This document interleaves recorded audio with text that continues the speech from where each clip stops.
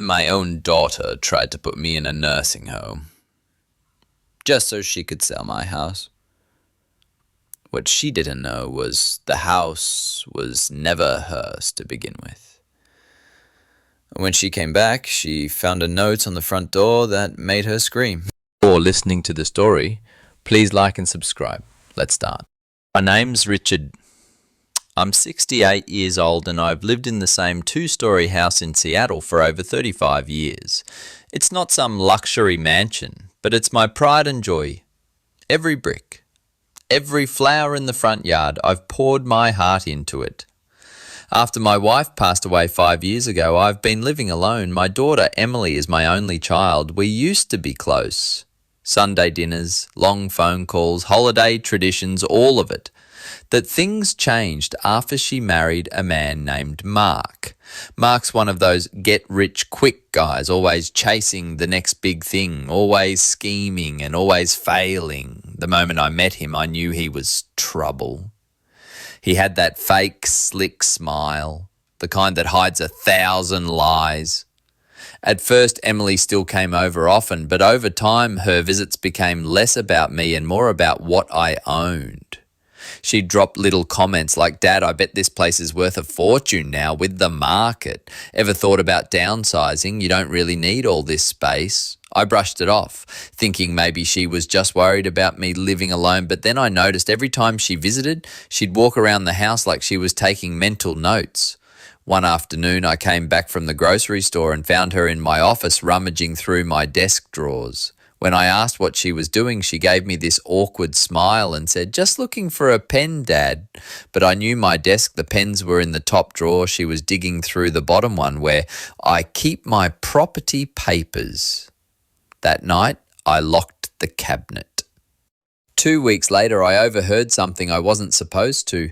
Emily had called me but forgot to hang up after I answered. I stayed on the line and heard her talking to Mark.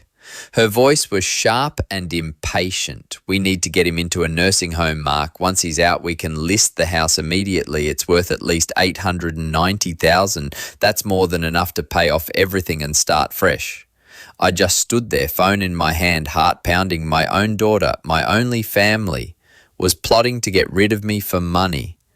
I didn't confront her. I didn't cry. I didn't yell. Instead, I smiled. Why? Because Emily didn't know one very important thing: that house wasn't even in my name anymore. 3 years ago, after my wife died, I transferred ownership to my lifelong friend, Paul. It was a safety move in case I ever ran into legal trouble or needed to help a friend with inheritance taxes. Paul and I had a deal. I could live there for as long as I wanted, but legally it was his. And Paul, well, let's just say he owed me a few big favors. That night, I called Paul. I told him everything: the phone call, the plan, the greed in Emily's voice. Paul was furious. "Rich, she doesn't deserve you or that house. Let's teach her a lesson." The plan was simple. Paul would sell the house quietly, off-market, to a trusted buyer, a retired school teacher named Linda. She wanted a smaller, peaceful home and agreed to let me stay for a few weeks while I found an apartment. Within 2 weeks, the papers were signed. The house officially belonged to Linda.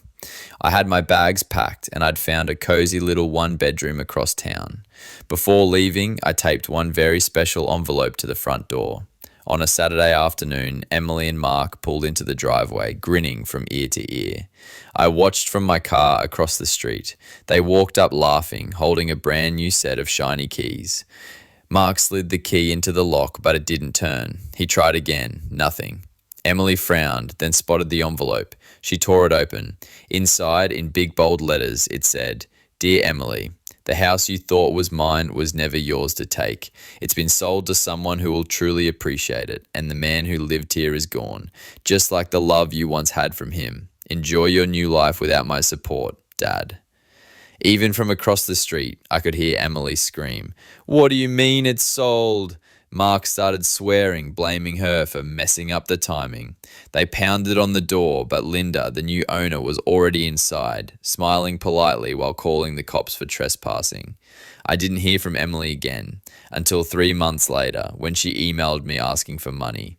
I never replied. Sometimes revenge isn't about ruining someone's life. It's about showing them they can't ruin yours. And for me, that was enough. And that's how I taught my own daughter the value of respect. By taking away the things she valued more than me.